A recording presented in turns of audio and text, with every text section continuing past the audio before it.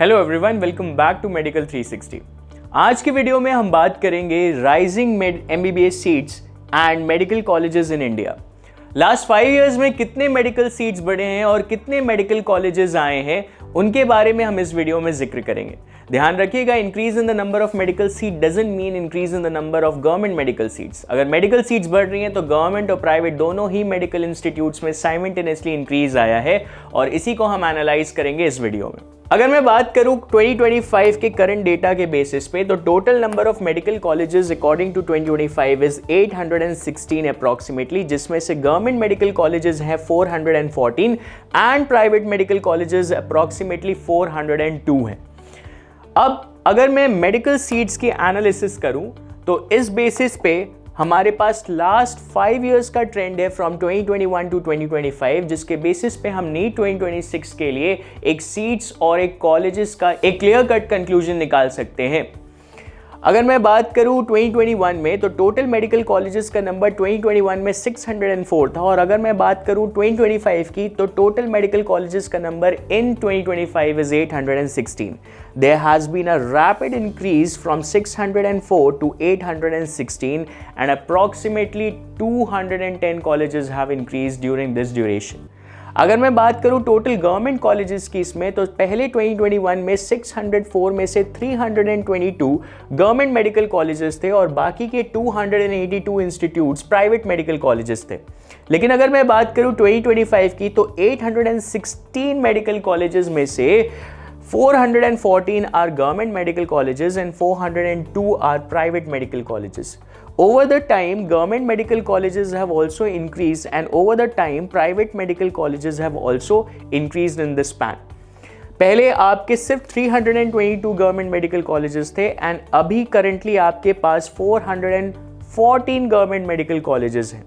और अगर मैं बात करूं प्राइवेट मेडिकल कॉलेजेस की, तो पहले 2021 में 282 प्राइवेट मेडिकल कॉलेजेस थे और अभी 402 मेडिकल कॉलेजेस प्राइवेट सेक्टर में लाई करते हैं।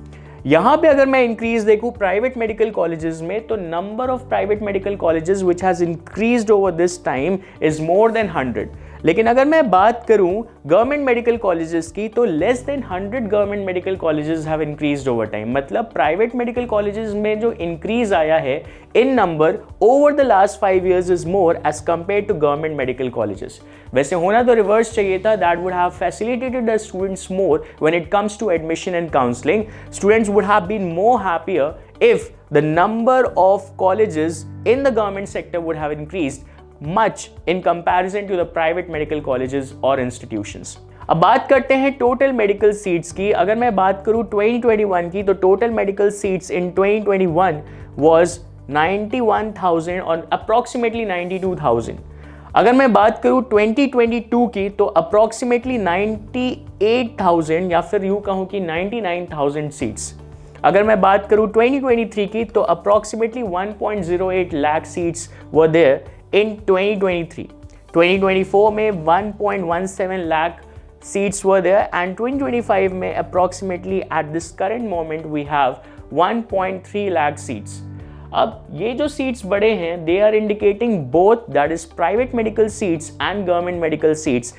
And seeing the increase in the number of private medical colleges and government medical colleges, one can clearly say कि इस डेटा में जो private medical colleges के seats हैं वो high in number है as compared to government medical colleges.